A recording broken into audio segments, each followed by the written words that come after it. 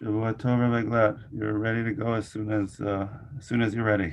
Okay, it's not 9:45 yet, so Yeah. Mitzvah, we'll wait till 9:46 and then we'll start.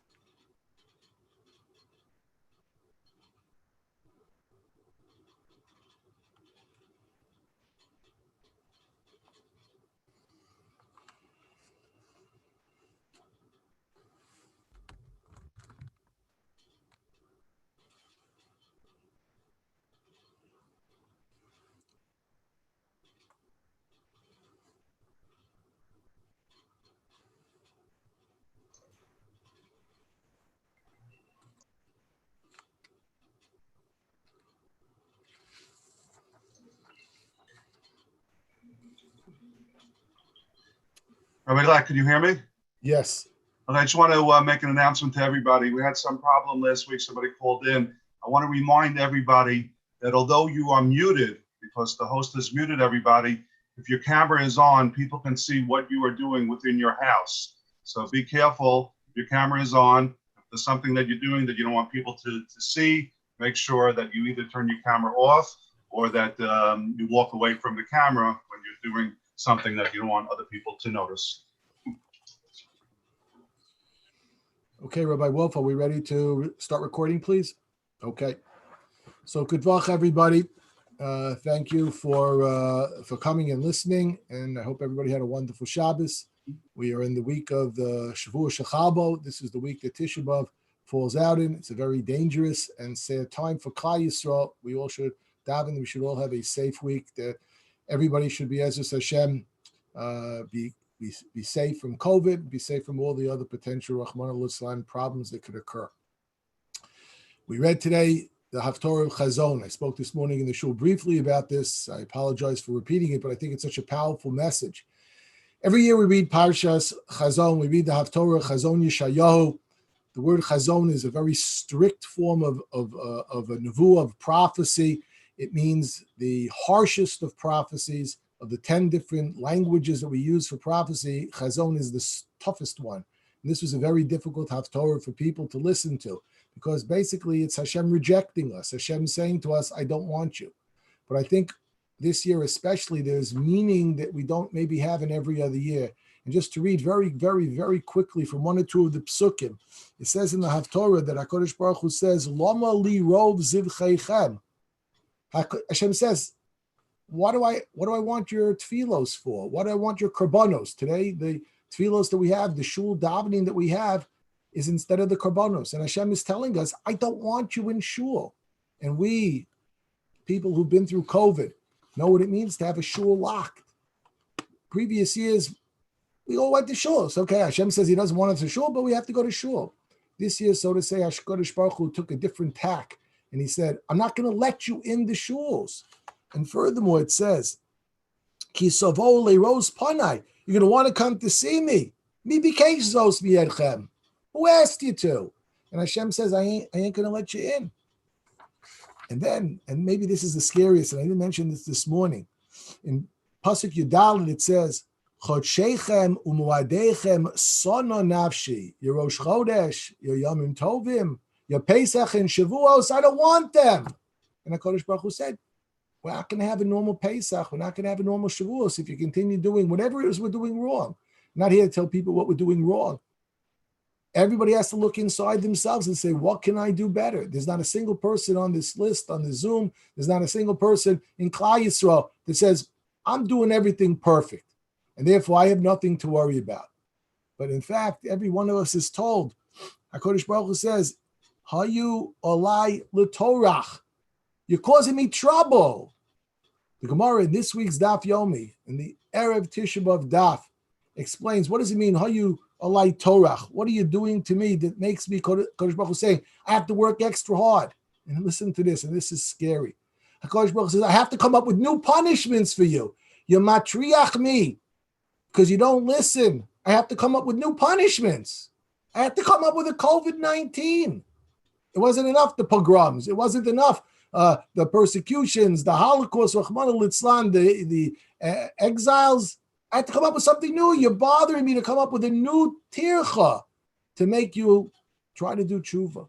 And B'ezras Hashem, this is the week that we mourn, especially the tremendous loss of the Beis Hamikdash. By us doing what we're supposed to be doing, both in terms of hishtadlus to keep each other healthy. I want to talk about a tshuva that Rav Shechter Shlita wrote, and I had the opportunity to discuss with him to make sure that I have it clear to say over. But if we do the right things for each other, Bein Adam L'Chaveiro, Beis Hamikdash was destroyed in part because of our sinas chinam. If we do ahavas chinam, when people, whatever their personal opinions, correct or incorrect, are about COVID-19, but when we do ahavas chinam and we take respect for other people's positions, which may be harsher or more restrictive than what you may or may not personally believe, but we do ahavas chinam, when we go and out of our way try to make the other person feel comfortable, that's how we'll rebuild the Beis Hamikdash. And I wanted to discuss a tshuva that Rav Shechter Shlita wrote specifically for hand washing, but he's discussed this many times in regards to masks as well. And I think this Dvar Torah that I just said applies for that more than anything else. And that's the way to get out of COVID-19 from a medical point of view, but it's the way to get out of the gullus that we're in from a hashkafic and a spiritual point of view. Rav Shechter Shlita wrote that we're not allowed, of course, wash our hands, our bodies. You don't take baths, you don't shower on Tisha B'Av. You certainly don't even wash your hands on Tisha B'Av. But that's when you're talking about rechitza shel tanog, a pleasurable rechitza, a rechitza that you're doing just to give your body an enjoyment. But what now, in nowadays, when people are maybe sometimes going overboard in terms of hand washing, they wash their hands after they touch the mail. They wash their hands after they take out the groceries.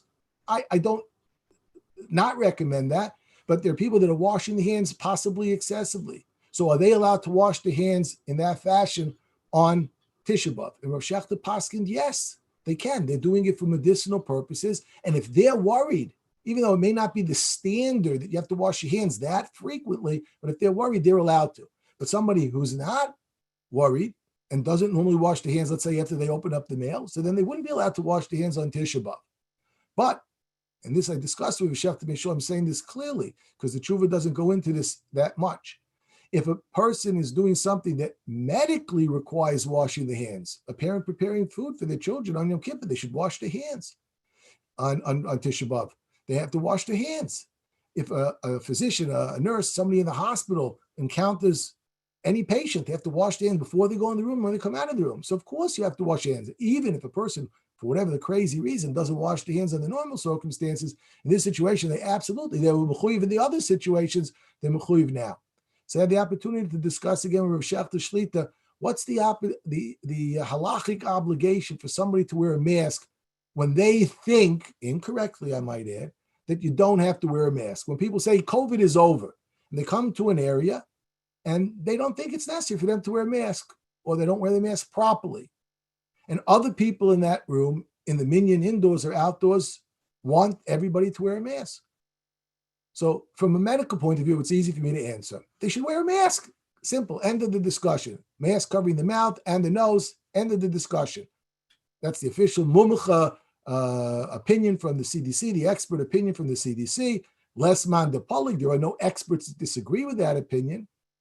But what's the halachic answer? And Rav Shechter Shlita said, even if the person says, I don't think I need to wear a mask, he's obligated from a halachic point of view to put the mask on to satisfy the needs and concerns of the other people. That's what I would also call ahavas chinam.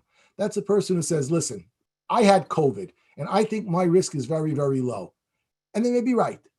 But if everybody's supposed to wear a mask and that's the ruling, so then I'm going to put on a mask as well, and I'm going to wear it properly, and I'm not going to try to get around something which I know will upset other people. And we have to talk nicely and politely with each other. When people aren't wearing a mask properly, we shouldn't necessarily yell at them. We should say, please, you'll make everybody a lot more comfortable. You do a chesed to everybody by putting your mask on properly, by socially distancing properly. We don't have to yell at people, but we do have to get across the message that this is an opportunity for us to do Ahavas Chinam and rebuild the Beis Hamikdash. So this is an important practical tshuva for Tisha B'Av. People should wash their hands, certainly wherever it's medically necessary to do so. And if a person is concerned, then they normally wash their hands for this activity, so then they can wash their hands on Tisha B'Av as well. Where do we stand in this country? So unfortunately, the numbers are not good in the United States, even though Baruch Hashem, they're still pretty good in our area. Although I can tell you, one internist in the neighborhood called me with 3 specific individual new cases that he had of COVID from 3 separate exposures. Pediatricians are calling me with cases, kids coming in from camp. So by no means is this over, even in our neighborhood. And the numbers in Nassau County are a little bit worse than they were the previous week. In fact, the numbers in New York State are a little bit worse than they were in the previous 2 weeks. And in fact, in 49 of the 50 United States, New Jersey, for some reason, is the only exception. In 49 of the 50 states of the United States, the COVID numbers are worse for this last 7-day period than they were for the previous 7-day period. 31 states in the United States have such high numbers that in the tri-state region, you can't come to us without a 14-day quarantine. And this is one of the common questions I'm getting is, do I really have to quarantine? And the answer is, yeah, you really do have to quarantine. First of all, you may be a carrier. You may not realize it. You may have COVID. You may be asymptomatic. But even if somebody truly has no known exposure, and they've been extremely careful, so I never will tell people to go against the government regulations. And each case needs to be discussed individually, what is appropriate quarantine in that situation. But in general, when people come from high incidence areas, we've seen multiple cases in camps, in simchas, in practices where people came in from outside the area and brought COVID with them unknowingly. And alachas kama v'kama, how much more so, if people have symptoms, they absolutely should not go. I had a chance to review a paper that will be published this week. It's embargoed, so I can't really discuss it. But suffice to say that it reiterates the idea that if people are coughing, they have the potential to spread COVID more so than if they're just talking and don't cough. So these are people with symptoms or without symptoms. So it's very important for people to realize that if you have any new symptoms, please don't go into any public gathering. Get yourself evaluated as appropriate, but anybody with symptoms, we can't do things about the non-symptomatic people, the asymptomatic people. There's no way to know. We're not telling people to hide in their houses, but wear a mask and socially distance, and that will prevent even the people that are asymptomatic. If they're wearing a mask, we don't consider that going to be an exposure, and especially if they're distancing. So heaven forbid, Rahman al-Islam, if they have COVID, if they're a carrier, if they're an asymptomatic transmitter, they will hopefully not transmit as much. So this is very important. COVID is not over. People say, oh, we don't see any COVID. So Baruch Hashem, antibodies definitely go down. Another paper was published to show that antibodies definitely diminish over time. We still don't know what that means. It hopefully doesn't mean that the immunity wanes over time.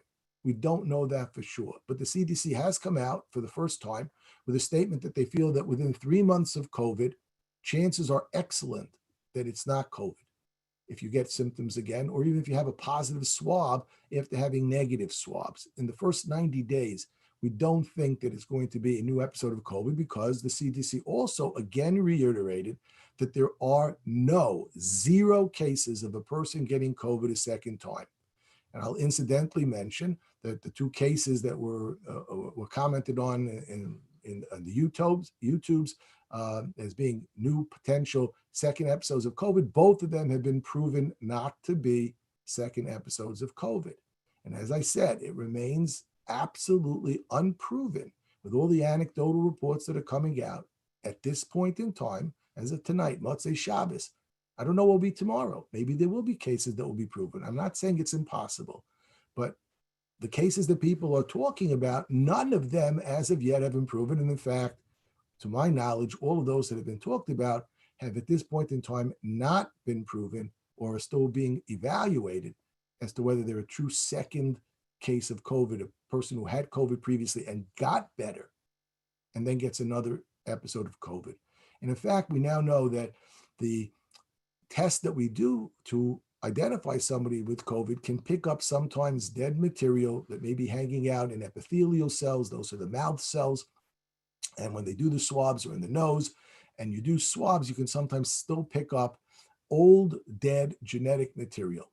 But live virus has not really been isolated, to my knowledge, in any cases at this point in time. Again, I think the Sinai laboratory is evaluating many of these cases and is hopefully going to publish something within the next few weeks, and we'll have more information at that point in time. But again, I reiterate, the CDC officially came out just 3 or 4 days ago saying that not one single second case of COVID has been identified. And trust me, every infectious disease doctor would love to be the first one to publish on this, to have a proven bona fide case. So it's not because of lack of looking. And this is a hot topic on the infectious disease circles. We don't have a very exciting life, but this is a very hot topic in terms of, has anybody identified such a case? And to my knowledge, not a single infectious disease person has staked out that claim yet at this point in time. And cases that are being evaluated have not yet been conclusively proven to have a second case of COVID. I wanted to discuss a little bit about the testing, because testing remains one of the most critical ways that we can prevent spread of COVID. And unfortunately, the testing at this point in time is still abysmal. And it takes a very long time to get the results of a COVID test. But that doesn't mean that people shouldn't be going for them. And I know that a lot of government officials, public health officials are doing the best that they can to try to make it a little bit faster and easier for us to get those results from people who have potential exposures, people who have mild symptoms. So please continue to get tested. Don't be frustrated if the results do take much longer than they should. I heard a potential suggestion that maybe Eretz Yisrael will, when they open up eventually, will be trying to do something with testing, rapid testing, in terms of testing people when they get off the plane and then testing them the next day. And with 2 negative tests, maybe they won't need to be a quarantine for 14 days, which is right now the situation, assuming that we do allow people to come into Eretz Yisrael. And I've been asked this question many times. What about the boys and girls going for the year in Eretz Yisrael, for their second year, Shana Bet, Shana Gimel, Shana Dalet, Hey Vav, and Zayin? So I think it's extremely useful and productive to allow our children to go for those years in Eretz Yisrael to learn. And I don't think that COVID-19 should be a reason not to. That's a personal decision that every family needs to evaluate. Obviously, is it a good thing for that child to go to Eretz Yisrael, boy or girl? But from a medical point of view, I would not let COVID make that decision for me. I do think that it will be a reasonably safe opportunity, and certainly there's no guarantee that it will be any less safe than staying here in the United States, whatever program the children would then go to instead.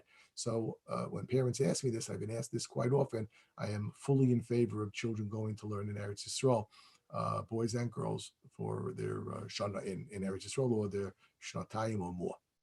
Rabbi Glatt, excuse me, some people are saying and having difficulty hearing you.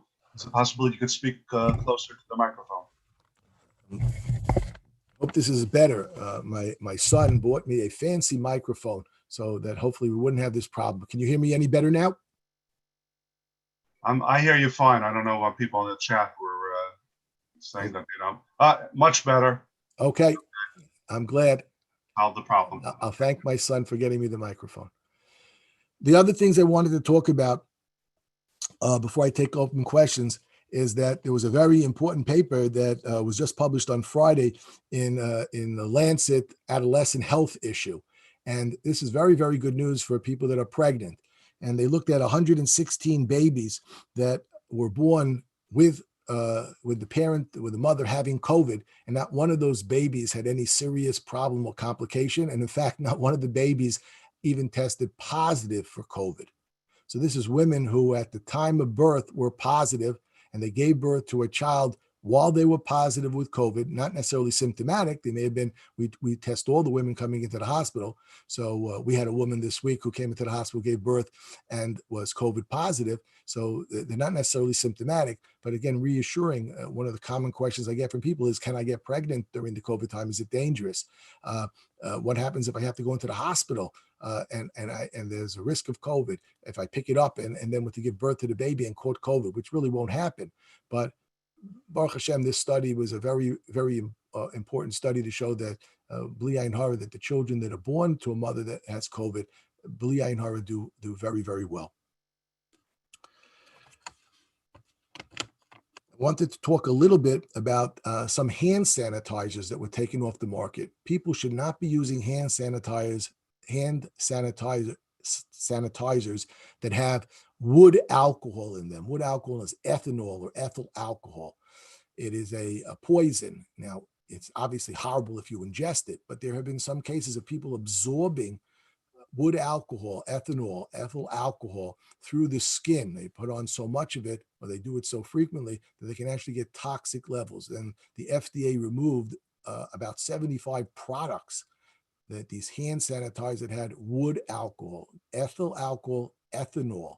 So if you use any hand products that have those ingredients in them, please do not. They're not safe, and they should be taken away and disposed of, because they're not going to be helpful and they potentially could be dangerous. I wanted to also talk about, there'll be some studies coming out, the differences between surgical masks and cloth masks. So again, the major reason that we wear masks is to protect other people. And as opposed to in the hospital, when you're doing it, when you're going into a COVID room, it's to protect yourself. So there is some suggestion that the different type of cloth masks, they're not all the same, and that using a tri-filter or tri-ply cloth mask would be better than using a double ply, which is better than using a single ply mask. And a surgical mask is probably better than all of them. So, but for routine usage, people that are healthy and don't have any symptoms, I don't recommend that everybody discard their cloth mask and wear a surgical mask. But if you have easy access to a surgical mask, that certainly is fine. That's the ideal thing to wear. But a cloth mask is still fine. If you can wear a triple ply mask as opposed to a double or a single, it probably offers a little bit additional protection in terms of any virus that you may have getting through the mask and out into the surrounding area. And that, again, is a concern for when we have people singing in shul very loudly, when we have theoretically a shofar blowing. So these are things that we'll take into consideration to minimize any possible risk when we get to the Yom Noraim. I wanted to spend a little time, and then I'll take questions on the school openings. I've been speaking with a number of different schools in our area and in many other areas, and the CDC just updated its guidelines on Thursday afternoon. And I think they're very reasonable, good guidelines. They're pretty much the guidelines that in my discussions with various yeshivas, most of the yeshivas are going to try to follow those guidelines.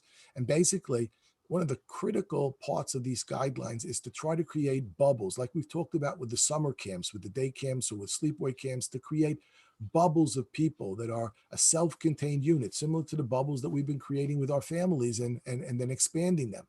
So to try to create in the classroom a group of children, whatever number is reasonable for that individual school, based upon their size, based upon their faculty, based upon the buildings that they're in, and try to create self-contained classes every day in school, not Zoom classes, but real classes, full yeshiva schedule from early in the morning to late at night, to have full classes as possible, with trying to restrict or bubble some of the classes, the cohorts, and not have them mix as much with other classes and cohorts. Certainly for eating, to have them eat in their classrooms separately, and certainly for recess and other times when they're going to be much more on top of each other, to have them in a self-contained unit. So chas v'shalom, if there is a problem, it will be a self-contained problem and not close the whole school down. We saw Nebuch and Eretz Yisrael, there did seem to be problems associated with schools. Again, as I pointed out last week, there are places that haven't had problems with schools. There are studies to suggest that the younger children under the age of 10 are less of a problem than the adolescents, the 10 to 20-year-old children. So there will have to be attempts trying to control as best as possible by mechanical measures of various plexiglass partitions, restriction in terms of entry into certain areas, bubbling, cohorting, and Be'ezus Hashem, I do think that it's reasonable that those classes will be able to open up and that we'll be able to go and have as close to a normal type of a school as we possibly can have, realizing that obviously testing and sending in children with symptoms is a terrible thing. Anybody who tests positive, anybody who has symptoms, we have to really make sure that everybody understands that this isn't like in the past. Well, your kid was okay. They had little sniffles and a little temperature, so we can send them in because they're okay. We gave them Tylenol and they're okay. So obviously, that type of thinking is going to be disastrous when we open the schools. And parents will have to make accommodations to understand that if the children are sick, you just can't send them into school. And the schools will check to see if children are sick. And there'll be rigorous systems in place to identify children that are sick and to isolate them and to send them home as fast as possible back to their parents to take care of them, because it could be disastrous if a child is sick in school and spreads COVID. And at the same time, we understand the tremendous importance, both from a psychological point of view, from an economic point of view, and most importantly, from a religious, spiritual point of view, how important it is for our kids to be in yeshiva and to have a good yeshiva, not the Zoom yeshivas, which are the best that we sometimes can do, but certainly aren't ideal and certainly are a less than perfect way of teaching our students. So Be'ezus Hashem, we will have schools that are open, assuming that the incidence of COVID doesn't go crazy. In places where the incidence of COVID is very high, then we will not be able to have schools. And therefore, it's critically important that people realize now, if we're careful now, your children are going to go to school. If we're not careful, then there's a chance that children will not be able to go to school. I'd like to send people to a very nice website, a very nice group that has put together some very nice information about masks and the importance of wearing masks. And it's called mask2protect.org. That's one word, mask to protect, masktoprotect.org, mask to protect. And they have some very nice resources and some creative ideas, fun games for children, suggestions for how we can make masking more exciting and more of a fun thing.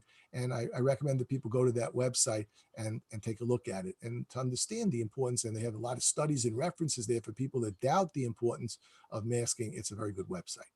So at this point in time, Rav Shmuel, I'll be happy to take any questions that people have.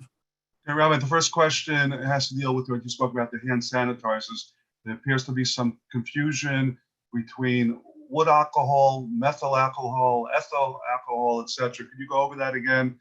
And Sure. specifically, what should people look for in the on the panel of the hand sanitizer? Okay, so that all of those three names that I said: wood alcohol, ethyl, not methyl, ethyl alcohol, and ethanol. They're all the same thing. They're just different names that you may find on a sanitizer. And I don't want people to be terrified if they've used it. If you use it and you haven't had any problems, then don't worry about it, but just throw it away. And the cases are very, very rare where you get such an absorption. If you drink this, that's very dangerous. Nebuch, there are people that are alcoholic and they can't get regular alcohol and they drink these types of wood alcohol, and it can cause terrible, terrible medical problems.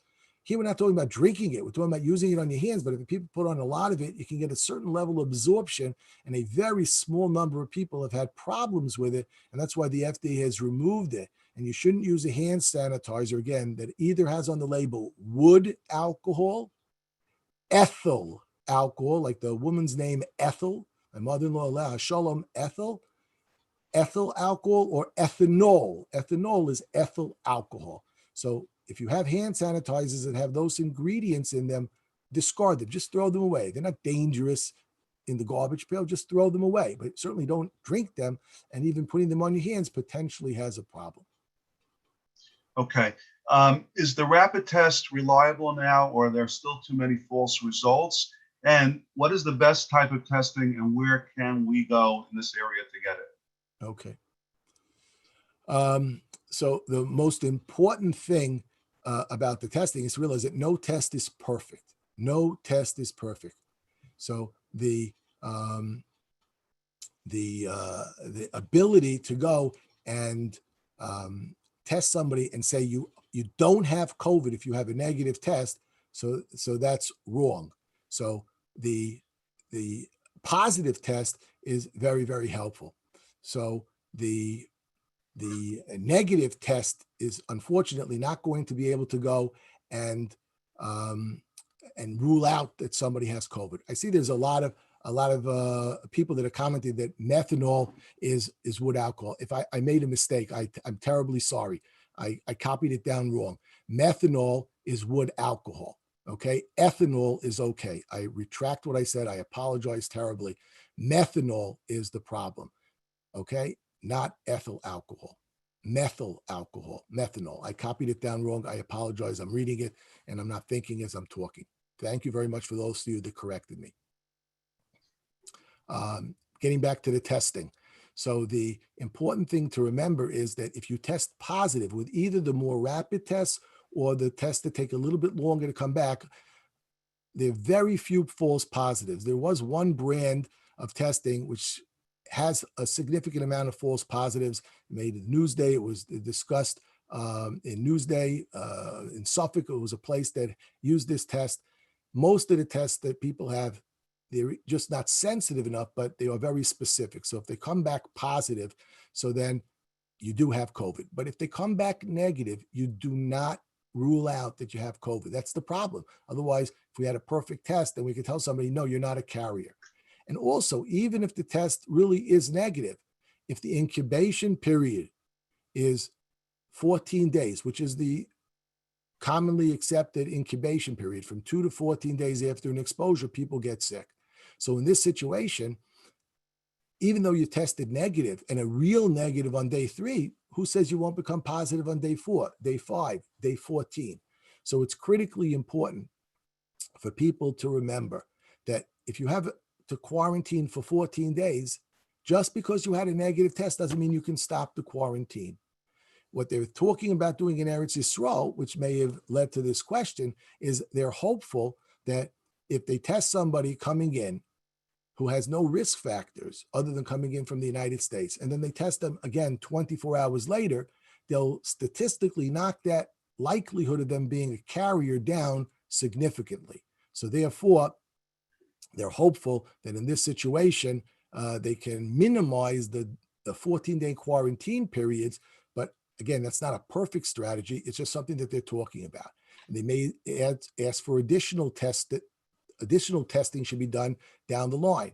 That's to be determined. I mentioned that as just a thought that's going in, because Eretz Yisrael certainly would like to open up for the Yomim Noraim, for the Yomim Tovim, and putting people in a 14-day quarantine when they have a 14-day trip or less. So that's going to destroy the travel industry to Eretz Yisrael. So they're certainly going to attempt to figure out a safe way to allow people to come in. And testing, if it does become more easily available, and rapid testing, which I've mentioned in the past, is on the way, it's just not here yet. That would be a great way for schools. If you had a rapid test and every child could be tested a couple of times a week, and these rapid tests were cheap, easy, and not putting something up your nose, but could be done with saliva. So then that's another tool that we would have to make schools opening safer, to make travel safer. And B'ezras Hashem, it's coming. It's not here yet. Okay, this is something that you and I discussed this week. People that raised it on the chat. When can we go back to having aliyahs? Should we have plexiglass or other types of partitions? And chazanim removing their masks if there is a partition in front of them? So in terms of the aliyos, I've been in places, in shuls, I've davened in shuls where they do have a divider between the person who's laning and the person who's getting the aliyah. I think with both of them being masked, as is the case, and with the incidence of COVID being what it is right now, that Baruch Hashem, B'li Ayin Hara, it's low, I think that's a very reasonable thing to do. It's certainly an option if a shul wishes to do that. I think halachically speaking, it's perfectly fine to continue what we're doing, but it's certainly halachically fine from a medical point of view, to go and put up these partitions. I'm perfectly happy with them. I would still recommend strongly that chazanim, the Baal Kriya, all should be masked. Everybody in the shul should be masked. I think this is true even for outdoor minyanim, because even though people say, well, if I was walking outdoors, you wouldn't insist that I wear a mask. If I'm 10 feet away from the person, why do I have to wear a mask? That's because human beings are human beings. And in fact, people will get closer to each other. And unfortunately, what starts off as 10 feet away becomes quickly 2 feet away. And people schmooze and people interact. And that's why I think, as a low plug across the board, indoors or outdoors, at this point in time, I would recommend that everybody still continue to wear a mask, again, over the face, mouth, and nose. That's, at this point in time, not something that I'm willing to play any games with, because I don't think it's such a terrible thing. And again, the overwhelming evidence has shown that hundreds of thousands of lives have been saved by masking. That's a very, very strong statement to make. And there's a lot of evidence to support that at this point in time. As I've mentioned in the past, I think this was the biggest mistake that we made by not recommending masks back in February. And that's because we didn't know, but now we do know. And for somebody to say, I don't think I have to wear a mask is simply, I think, incorrect most of the time. And even if it would be correct for them, because they for guaranteed do not have COVID, because they had COVID a week ago, a month ago, and now they don't have COVID, I still think, as part of our general rule, since we don't know for certain, everybody should be wearing a mask in those situations. If the Baal Tefillah is facing away from the tzibur in an outdoor minyan, would it be okay for the Baal Tefillah to take off his mask? Again, I think that from a pure medical point of view, if the Baal Tefillah is facing in a different orientation, he's at the very front, and he was 15, 20 feet away from everybody. Remember, the Baal Tefillah is projecting more. So the CDC officially recommends in that situation, you be 12 to 15 feet away. I do think it's still safer to make a low plug and say, wear the mask. I have been the Baal Tefillah, I've been the Baal Koreh. It's not the most comfortable thing in the world to wear a mask. It's also not the most difficult thing in the world. As Jews, we've had a lot more difficult things to do. And if I save even one person from the potential of getting COVID because everybody's wearing masks, so then Baruch Hashem, I've saved one person. That's worth it. Should we permit people in our shul that are returning from Florida or other affected states? So again, I think the official quarantine rule for 14 days is a very reasonable and smart rule. And in general, I recommend that we follow the Department of Health guidelines. And if somebody's in quarantine, they should be in quarantine. Now, if there's an outdoor minyan that they can hear from their house or from their porch, I have no problem with them participating in that outdoor minyan. But for us to make a recommendation that people can just go into minyanim coming from endemic areas, I think is a mistake. I think of Baruch Hashem, if they've been healthy and there are no exposures that they've had, and they really, in their community, there has been almost no COVID cases. So then from a pure medical point of view, they're probably at a very, very low risk. But I don't recommend that we break Department of Health regulations. And people have asked, since camps have opened a month ago and the numbers have stayed down, do we still need to practice social distancing? So absolutely. And first of all, in the camps, there have been many cases in camps in different places. I get calls about some of them, others I hear about. So there are some camps that have had to shut down parts of their camp. There are kids that have to be sent home because they're quarantined. So it definitely is spreading in some camps. Not Baruch Hashem, not all the camps, and Baruch Hashem, not every camp has had problems, but it certainly is a concern. It remains a concern. Can you comment on taking kids in carpools and people that go to beach clubs? Not in a halakha context, but in a social context. So again, we discussed this a couple of times with carpools. The shorter the ride, the less of a risk it is. If it's people within your bubble, that it's zero risk, not a problem. Obviously, when you're carpooling with people outside your bubble, I do recommend that everybody be masked. Again, if it's bringing kids to a camp and the camp, they're not going to be masked, they're young kids. So then I'm not sure that it makes any sense to mask them in the car as well, other than to possibly protect the driver of the car. If the driver of the car is concerned, so the driver of the car certainly should be wearing a mask. And the children in the car that aren't in their bubble ideally should be wearing a mask too. If it's a relatively short trip and they're relatively young children where it's difficult to do so, it's probably a very low risk. How can high-risk teachers protect themselves when returning to teaching? So that is going to be a concern. And I mentioned that last week, that I think some of the universities especially are probably going to be able to, um, are probably not going to be able to open up in the normal way. And some have made the decision that they're going to do their classes online.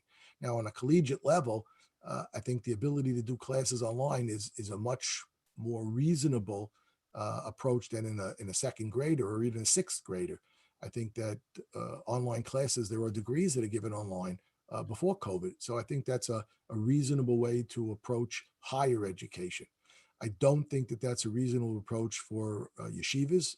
And I think that we'll have to deal with that. Each teacher will have to deal with that on an individual basis to make sure that it's as safe for them as possible. And at the same time, accommodations will have to be made both in terms of how we do the teaching, whether the teacher will be behind some sort of a plexiglass situation. Teachers will be masked. Maybe the teachers will be wearing face shields, depending on their personal risk, depending on their age, depending on what prior COVID history they have, whether antibody testing at that point in time will become an important armamentarium that we could use to decide who is at risk, who's not at risk. So I think all of these questions will have a little bit of a better handle on, hopefully by the time school starts. But I do think that that will be a concern. And there may be some teachers that will make the decision that it's not safe for them to teach, even with all the safeguards that are in place. And that will be something that each yeshiva, each school will have to deal with and address. Obviously, we don't want to put the Rebbeim and the Moras in any risk, but at the same time, I don't think it will be acceptable to have the first graders zooming. I just don't think that's a long-term solution. And they do need supervision, and they need up close supervision. It can't be supervision with a camera from another room and teaching from another room. So I do think that those are questions that will probably be best individually addressed. Is there any concern that the CDC has been compromised due to political pressure? So I can't answer that. I don't work for the CDC. I don't know what's going on behind closed doors. I can only tell you that the recommendations that the CDC put out on Thursday are the exact same recommendations that I have been giving to other people before they put them out. And not that I'm such a brilliant person. Those are the general recommendations based upon the available literature that we have. And these are, I think, very, very reasonable, very good approaches. They're not the only answers, and the CDC didn't say you must do this, you must not do that. It's easy to say close everything. That's the easiest thing to do, is to be machmir. And we have to be machmir when it comes to pikuach nefashos, but you have to be machmir appropriately. A likelihood of something occurring that is so minuscule, so then we do apply the principle of Dosh Bei Rabim, that HaKadosh Baruch Hu says this is something that people accept as a reasonable risk. I give this example many times. How are you allowed to cross the street? How are you allowed to take a shower? People die crossing the street. People die slipping in the shower. But that's what we call a normal way of life, that people accept those risks. So when it comes to all of these things, we can minimize the risk to the extent possible. We should and are obligated to minimize the risk to the extent possible. And when the expert feels that is reduced to a risk that is a reasonable risk for a person to assume and take to the level where people accept such risks, so then halachically as well as medically, one can take those risks. I think the CDC guidelines are a very good start. Not everyone will be used by every yeshiva. They're guidelines. And I think each yeshiva has to look at its own situation, the physical size, the opportunities they have to expand into different areas within their building, to utilize different parts of their building in different ways, to change around the way children get to school, change around the way the children are handled during recess and during lunchtime. But I think all of these can be addressed in a safe way. We address this many. Take one more question. Right, this will be the last. We address this every week, but it always comes up, so we'll hit it again. And that is grandparents and grandchildren getting together. If the grandchildren have tested negative for COVID, any problem for them going and being together with their grandparents?